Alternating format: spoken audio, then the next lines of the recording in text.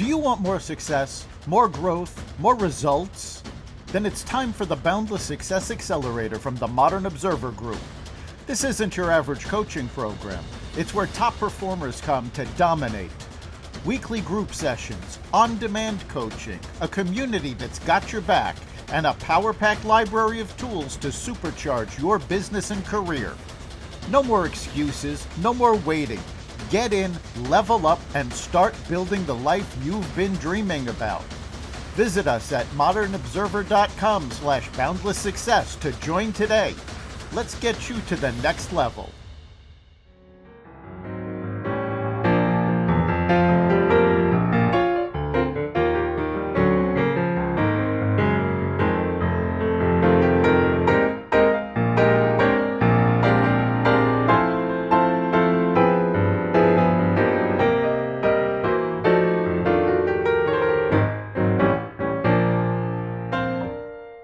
Simple questions for 100 people.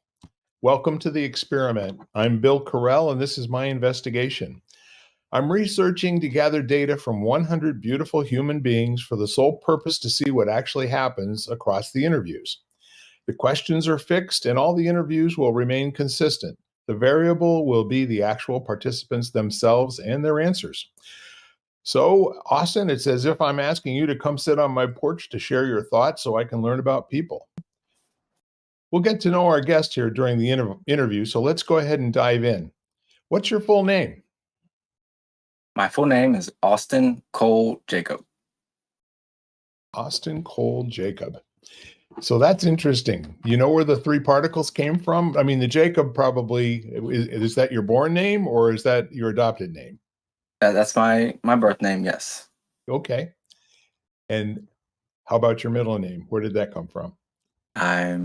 I'm not entirely sure. My mom has told me I have Sicilian roots, so maybe some Italian there.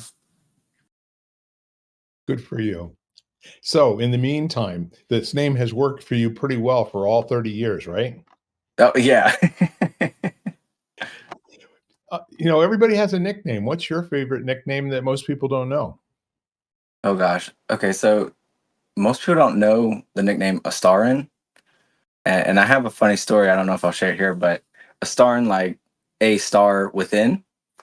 And I just kind of coined it because I thought it reminded me to just remember the light that's within everybody, but within myself too. That's great. So how does that nickname come up, and who calls you that other than yourself? Okay, so the way I got the nickname was I was having this deep dive conversation once I was introduced to AI, and I was very skeptical. So I started having this elaborate conversation with it, and at some point during the conversation, I asked it to give me a nickname, and that's what it came up with. So that's pretty unique. I've not heard of anybody else being given their moniker by ChatGPT. Yeah. That's fun. So how about family and friends? Are there any other nicknames that you have that you would say most people don't know? That Yes, one right there is very obscure, by the way, and that's a first of kind. yeah, I actually named. So when I was young, one of my older sisters, she used to call me Oscat all the time, and then my birth mother let me know one time that I used to be known as Lil Tex. Lil Tex. Lil Tex. Those are great. So which do you like the best? Probably Oscat because a lot of my memory is around that. So yeah, gives you a good feeling to say those words or hear them, right? Yeah, and it reminds me, my sister Colleen is the one I'm referring to. She really stood out and stood up for all of the siblings growing up, and that's just very commendable. So it reminds me of a lot of good moments around that. Good for you. That's a go-to, word for grabbing energy in an instant when you need it. Right. That's clever. That's clever. Yeah, it's nice to have those things that will immediately transform you and change your state into something that you're choosing, Ozcat. The presence, all of that.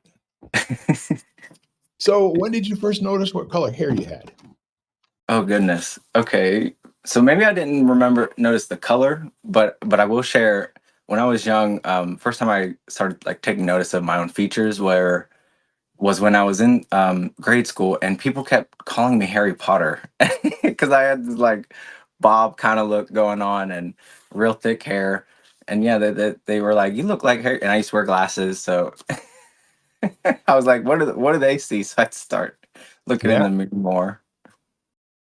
Yeah, it's kind of nice. You folks at home are missing out because, like myself, and I'm going to presence it this way.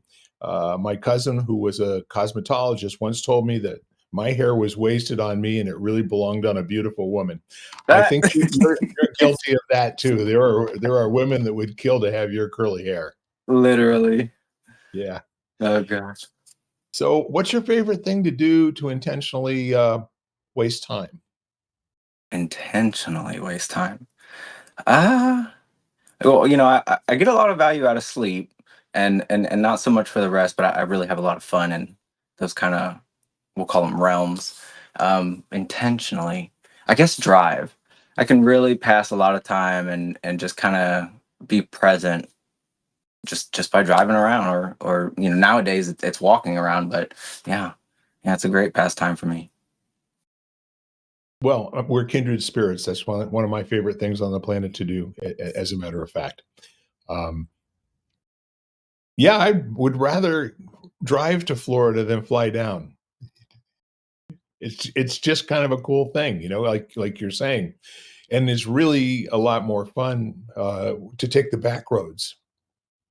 Yeah, yeah, I can agree with that. I mean, I hear all the time LA traffic sucks, but honestly, I think if you get in the groove of the whole presence of just, you're in your own bubble, your space, however you want to view it, for me, I just like immediately snap into it when I'm driving, when I'm not thinking about the destination and more so falling in love with how I'm getting there.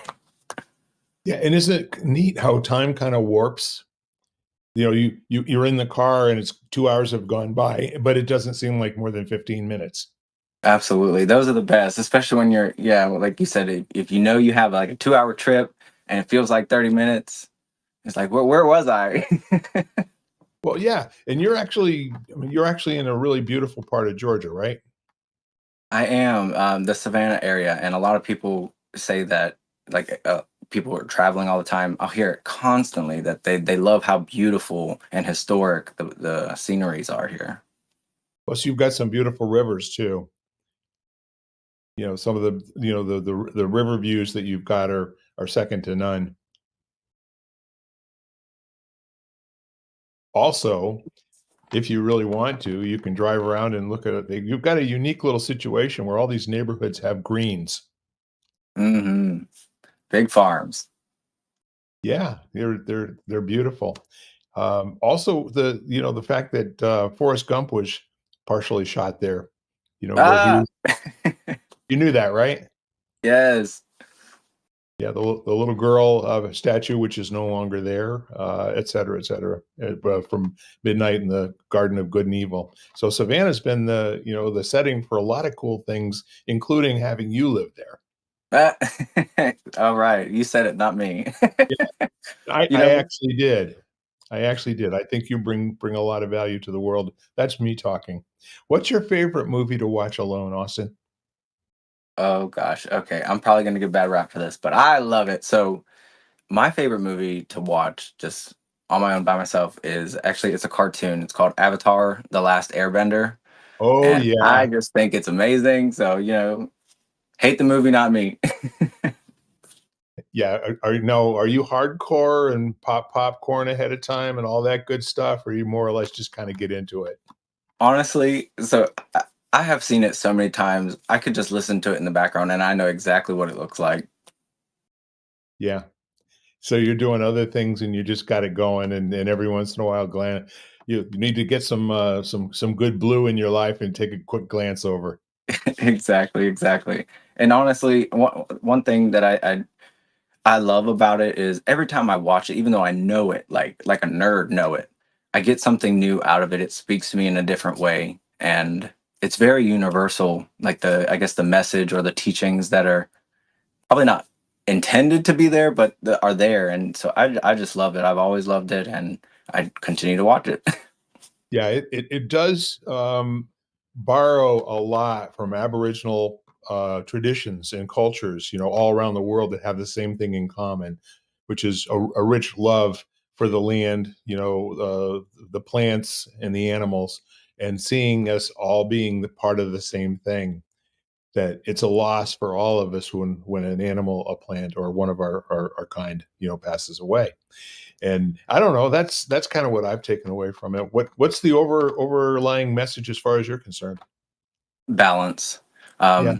Um, from elemental, but also like there's even one scene where Aang, he's the main character. He goes to see a guru, and and the guru talks about the seven chakras in that scene, and yeah, it's just amazing. But balance, that's the main message that I get about it. It's all about balance in all these areas of life. Yeah, I haven't watched that in many years. Watched the water one probably 6, 8 months ago. I, you know, I have the patience to sit through a 3 hour movie. My dear wife does not. So I have to. Oh, you said water one. Are you thinking of the Blue People Avatar? Yeah, No, no, no. So this is the this is the this is the just to clarify for him, this is the cartoon Avatar: The Last you know what? Airbender. I didn't listen. I never will. Uh, So yeah. Now tell me about that Avatar a little bit yeah. more.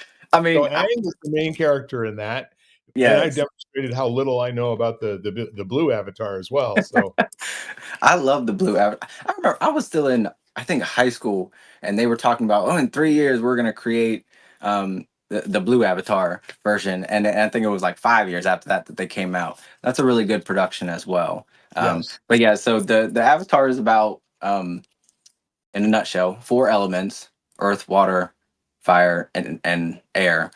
And like Aang is this person who can control all four, and it's like his job or his responsibility to bring peace to the world because he's the only one that can actually utilize all of them. And so it really hones in this idea of balance, and this, even as a child, because he's a kid, goes through this immense journey with all these challenges and still is able to bring peace to the world. And then if you want a tip, there's also a sequel to it called Korra, The Legend of Korra, which actually is the time before Aang. neat. Good for you. I think you've educated me or schooled me, if you will, and maybe a few of our listeners as well.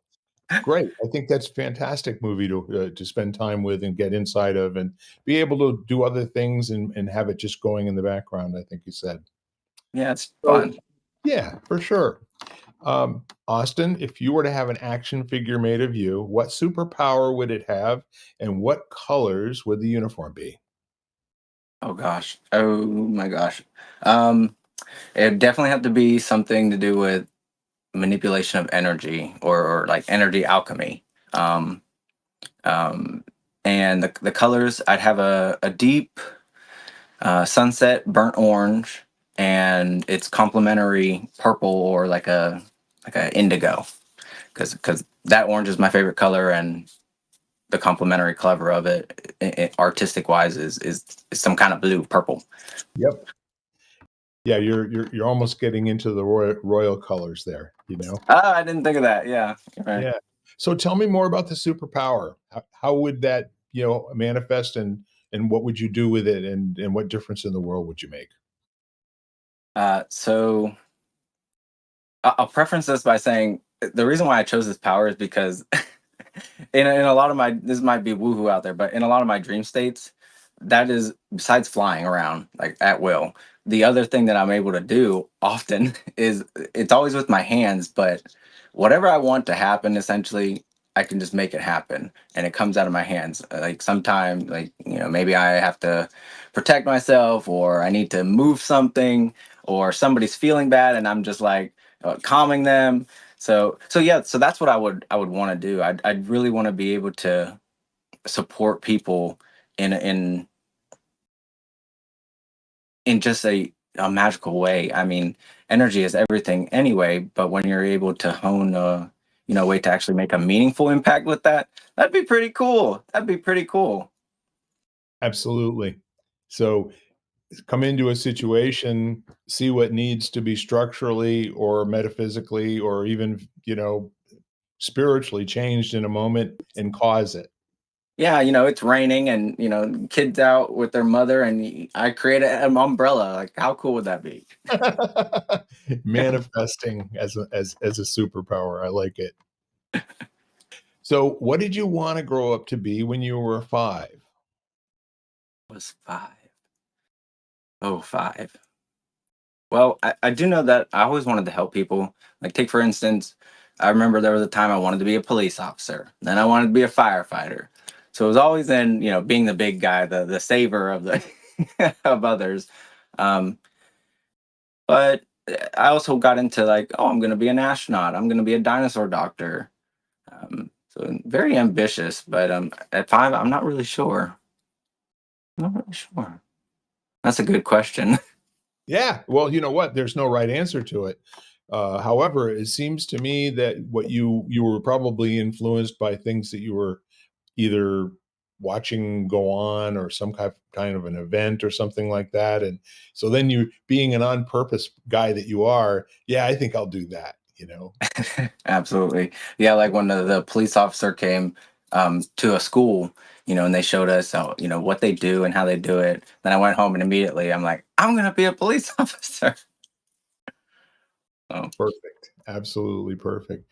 So, obviously, you haven't really done any of those things, right? no, no. And so, is it possible the rest of your life has looked a little bit like that as well? Like, when something really cool comes along, you're still interested in giving it a shot?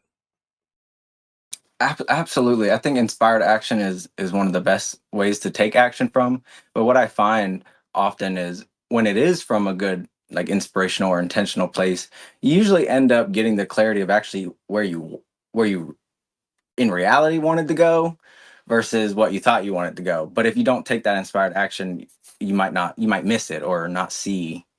Oh, if you're, let's say if I took the inspired action and continued police officer, maybe then I learned, oh, you could be a paramedic, or it opens up so many doors. But if I would have shut it down maybe at that point and been like, oh, I can't do that, that's not for me. So Yeah. absolutely. Yeah, that's a healthy, respect for what life can bring you if you're just willing, to be a dreamer a little bit and, not being concerned about other people telling you can't. Yeah, Yeah. free thinking scares a lot of people, I think. So, I mean, that's wonderful, and I do know that you've got, a lot of things, where you feel completely fulfilled and enjoy the moment. But what would you say is your greatest accomplishment? Oh gosh. Um, so in my opinion, my greatest accomplishment is really centered around being able, well, finding my own methodology to transforming what I would perceive as my pain into something of a purpose.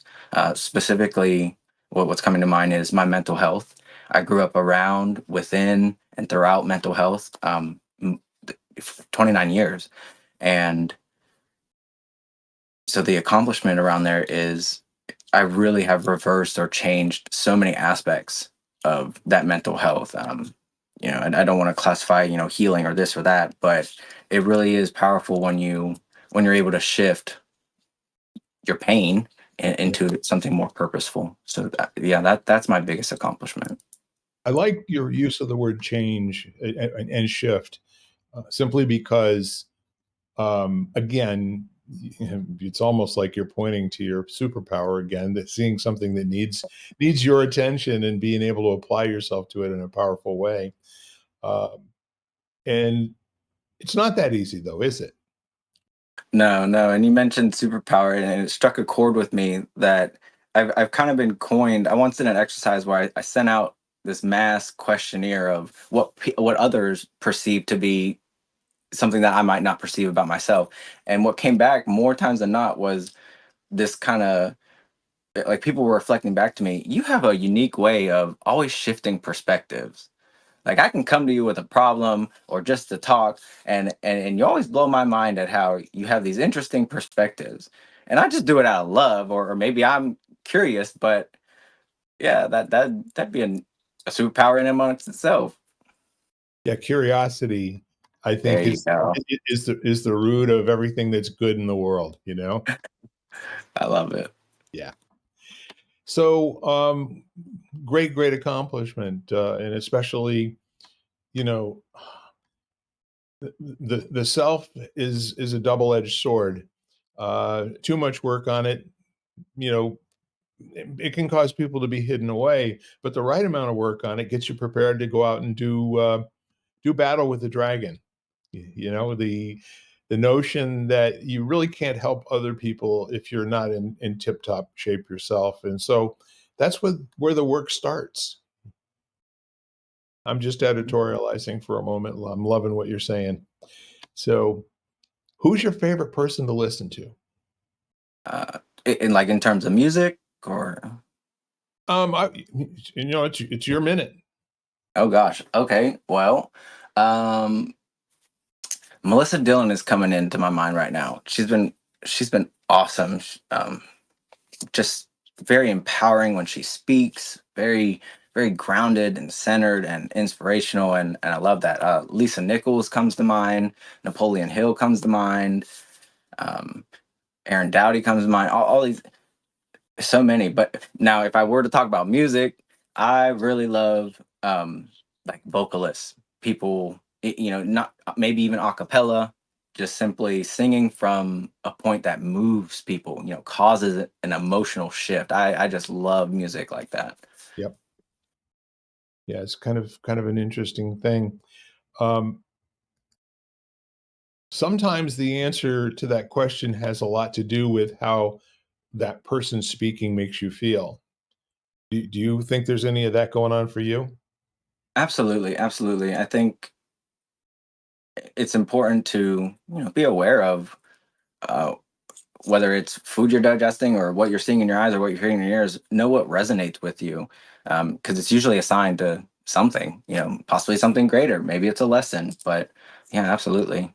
Yeah.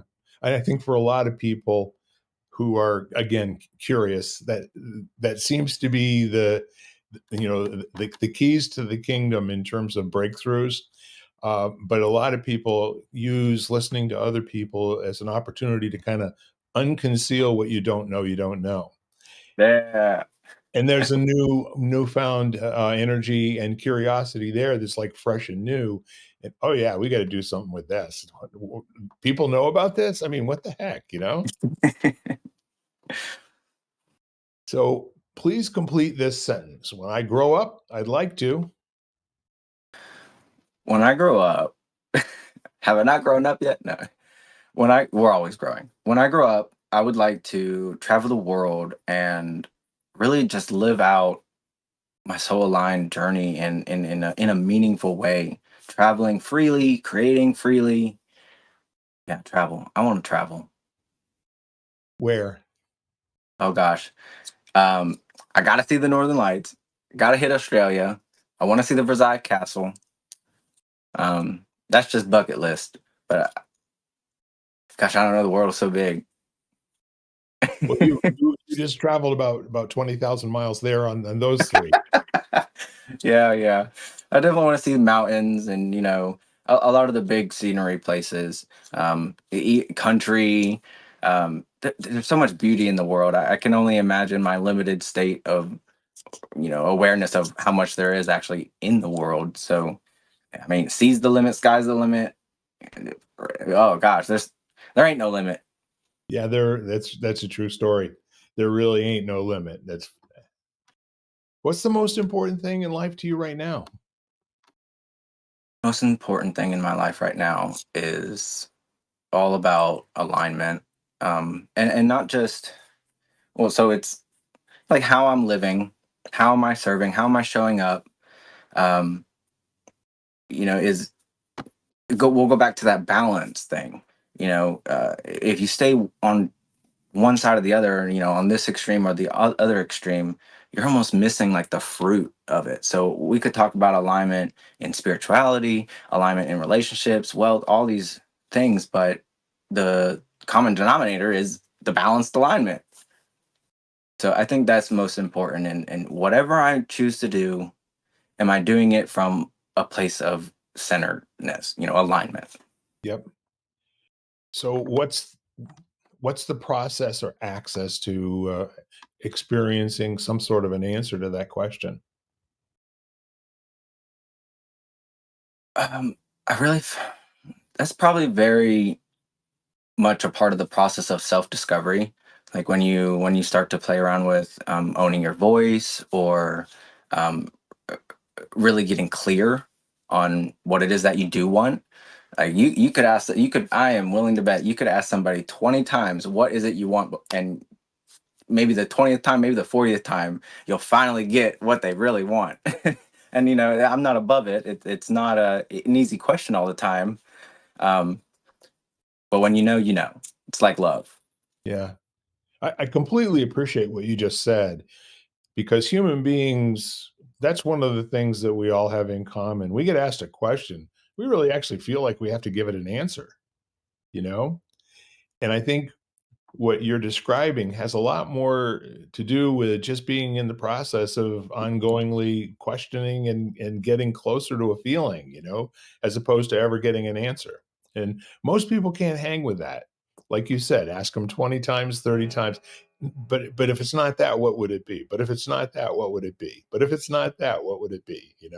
And Absolutely. from a language standpoint, sometimes we want to escape a set of circumstances where people are asking a question that we really haven't thought about before. And that's Yeah. why I really appreciate, you know, folks like you that are willing to sit there and be curious about, let me just take a look and see, I don't know, but let's just see what's there, that sort of thing. And sometimes I also find that um, there can be a lot of, lack of a better word, power in the question itself. Yep. Asking maybe the right question. Well, if there was a right, but there's a lot of, call it, hidden wisdom in a more powerful question than sometimes the answer can provide. Well said. And I believe that that's a very old, probably 7,000-year-old Buddhist Uh, style, you know, you know what a koan is?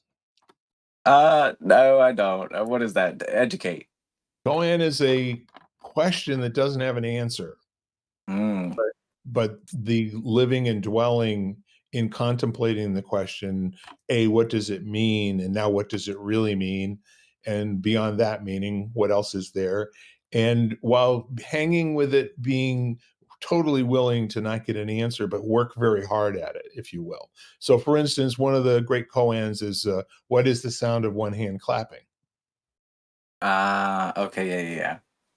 So it's not something that's intended to have an answer, or it's almost like in the area of how do you prove the Pythagorean theorem, utilizing trigonometry, you Right, know? exactly. And so it's one of these things that people can spend a lifetime on, and they become such experts at the question. What does the question mean? And they write books about it. And they're satisfied with that without ever actually having an answer. And I think you see scientists in some ways, behaving that way. The grand quest, like the quest to go to Mars or something like that. That's such a large goal and requires so many, component parts to it. But still, you know what? There are enough people who could make that happen if they all work together and cause all the particles to come together. So Yes. that awesome quest for awareness that I hear you talking about, and I feel that it's not just for yourself. I think this is something that you want to make a gift to the world. No, absolutely. That is a big part of my why, that I readily remind myself, of this the bigger picture, not just the mission and not just my personal vision, but like this purpose duty, responsibility, to play my part in a way that feels right, feels meaningful. Yeah. Yeah, there's satisfaction in just that feeling that you're on the right track. So what would you like to leave in the world, after your time here's done? Ooh, that's a big question. Well, I mean, we kind of touched on it just a moment ago. Um, eh, Maybe a term that will resonate is the legacy, but maybe not necessarily something that you would identify as physical. It could be simply just the energy, and I don't need to be well known. It's more about when I'm no longer here physically, can the energy or the light that I left behind help the next people that are behind me, so to speak. So really just being a powerful chain in the link, passing on the gauntlet, um, not transitioning out of this life with any regrets. I want that I truly believe also that when that time comes, I will be at peace Yeah. because I'll know in my heart that I played my part. Yeah. I'm getting a sense of making a small change in the culture that allows people to live better lives and with more dignity and self-respect and enjoyment, maybe some self-expression. That would be huge to know that the work that you've spent a lifetime doing made a small change to everyone. Yeah, it doesn't have to be something grand. I mean, the small things in life go a long way. They do, absolutely.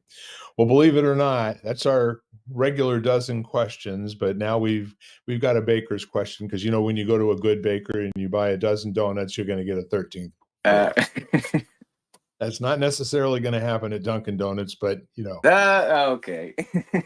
All right. So here's your baker's question. What All is right. the thing that most people misunderstand about you? Ooh. So, what most people misunderstand about me honestly has everything to do with language and like the intensity of how I carry or maybe even express that language. And I feel that from my perspective, I'll often talk in like metaphors or riddles, a lot of rhetoric. Sometimes it sounds like they're conflicting, or maybe even to some people like I'm avoiding what the conversation's about. But in truth, I'm honestly always like just natural. I don't think about it. I just naturally try to add value in intuition based to the conversation. And I feel a lot of people get mixed up in just the language or the style of communication I'm using and are missing like these hidden nuggets of of just if value. So yeah, I feel like people think sometimes, oh, you're really philosophical, or you're really out there, and or maybe even rude, like I said, like I'm going around the subject, and that's just not the case. But hey, what other Yeah. people think of me is none of my business. I can actually share that experience. In our first couple of interactions, I think that we're more text than anything else. That your style of language is both articulate and specific, but for you. And sometimes the listener isn't grounded in the terms that you're using. But what I've Mhm. found is that you're an expert at whatever it is that you're using unfamiliar words for and can explain it in the King's English to whatever listener is there, which I think is very powerful. So I'm agreeing with you. That is something that could easily be misunderstood, but I'm here to tell everybody it's worth getting to that next level where you've got some shared communication, right? Yes, absolutely. And thanks for that reflection. Because yeah, thank you for that reflection. Because like I said, most people just kind of overlook the juice or the nuggets of like the fruitfulness of this engagement. It's not to shun, it's not to judge, it's really just there to have a meaningful experience in the conversation. And I'll also add, um maybe it's my personal belief, but in language and using language, there's a lot of absolution to it. We have a tendency to cling on to definitions of a word and like its structure and what it means and all these things. And to me, language is really just another beautiful art form, like music. If we said C sharp can only mean this and it makes you feel this way, and it would be so boring. Yes. So it's just my way of really connecting with people. Yeah. Yeah. And I think one of the things, one of the tools, in your kit is the ability to stop and ask people what they're getting from you every once in a while, to kind of check in and see with whether or not what you sent was what actually got received. And you'll find out in the language coming back that two things will happen in that engagement. You'll start to see if there's a little bit of understanding there, or if they can even articulate what words you used, and then that allows you to ongoingly kind of upgrade the methods that you're using in order to. Exactly. So that Exactly. dialogue is so important, and I think so many people just walk around the world spewing monologue, and they're not looking for anybody to engage them. They just want to appear um, elite, if you will. And I don't get that about you at all. Yeah, a lot of people have a tendency to just want the quick, understanding, the quick compliment, and I'm there to build a masterpiece from it. Like let's dive deep, or then big something build, build something big that only words can describe, but it takes a while to get there. It's not going to be surface level with me. Yeah, no, it's wonderful, and I think you're right. You're right where where you should be, and then just maybe by way of a tip, I've always found for me that when I thought I sounded good to myself using jargon, that oftentimes I was not getting my message across until I could explain that word and not have it be jargon to the person who was listening, but they now were grounded in what it felt like for me to say that word. And you have, in my opinion, that respect for other people, the honoring of who they are, um, and that your intention overall is that when you open your mouth, it's to move the world. Thank you. That's beautiful. Thank you for that. Yeah, you're very welcome. It's your fault, not mine. But So that's pretty much the end of the questions for the podcast. But I will give you an opportunity. Do you have any questions of me at this point? yeah, one's coming to mind. If you were to pick one, maybe three, if you're feeling ambitious, life lessons that you wish you would have known before this point in your life, what would they be? By far, that's a good question. By far, the life lesson that I think moved me ahead the furthest was when I finally realized that if I was the smartest person in the room wherever I went, I was playing in the wrong rooms, Mm, you know? So what I mean by that is that if I could say enough to allow people to be creative in their own language, in their own way, over the long haul, yeah, over the long haul, the output was so much better than the small successes that my being the brilliant leader could ever make. And I mean, I'm actually measuring against my own performance, which was pretty great, which is why everybody listened to me, to when I stopped talking and started putting other people in charge and then started getting behind them. Does that make sense? yeah, yeah, and what comes to mind is like, that's what I believe a great leader does. They teach others how to find their genius, find their leadership, and that's very much what I embody. Well, I'm on a journey, but as like an ambassador. Yes. It's not about me. I won't be here forever. Well, you nailed it. My definition of leadership is, mastery of creating other leaders. And that's the whole design of it.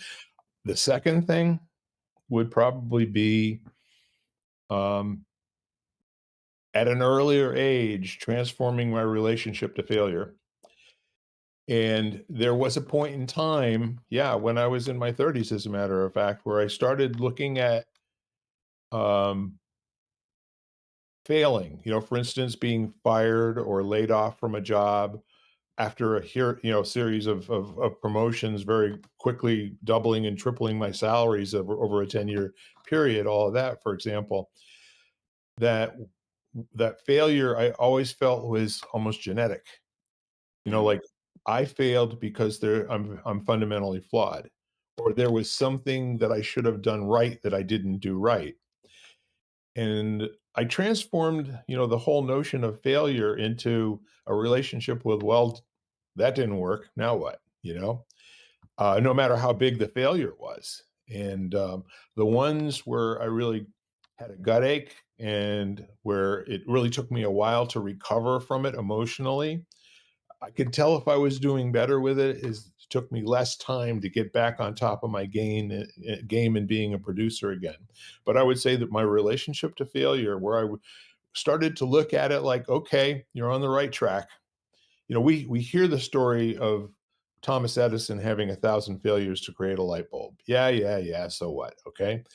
But we don't map that onto our own life, that if you're not failing, you're really not playing a very big game, yeah. So this isn't for everybody, but I think people who are interested in mastery and who are interested in doing something to find out how far they can go with their life, not in comparison to anybody else, but what's my tap out potential, what's my lifetime value going to be, and sometimes failure leads to a road of being an addict for a little while, or some other self destructive behavior.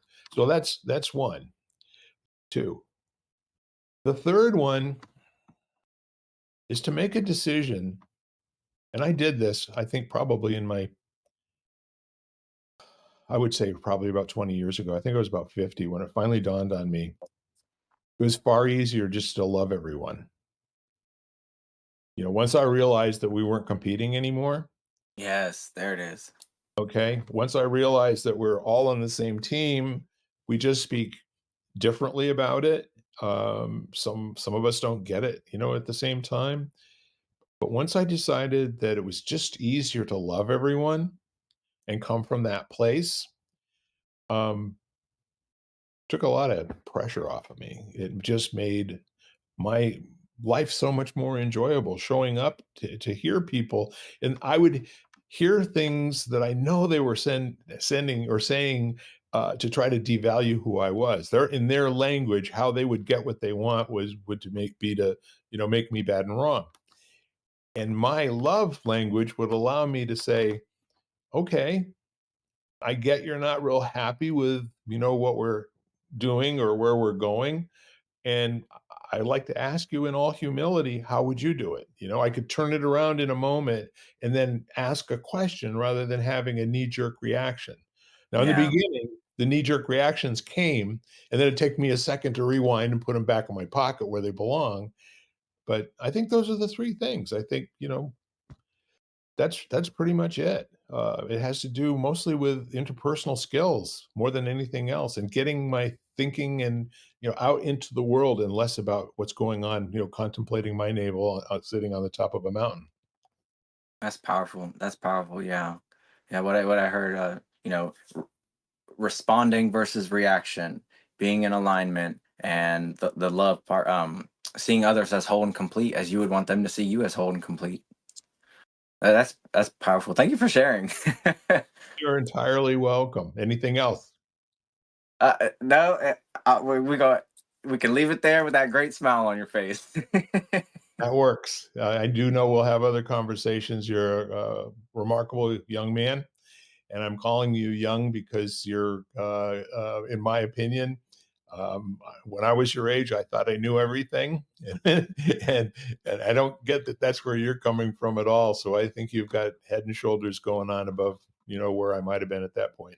Not as a comparison, but just as reflecting back to you, I think you're on the right track. Hey, I'm just gonna take it as a compliment for as long as it keeps coming. It'll be there till it isn't, right? That's right. So I think with that said, I just want to thank you very much. Do you have any other things that you'd just like to say to the audience at home? Uh, you know, just remember to love yourself. When you truly find a way to love yourself, get down to the core. Are you loving yourself in this moment?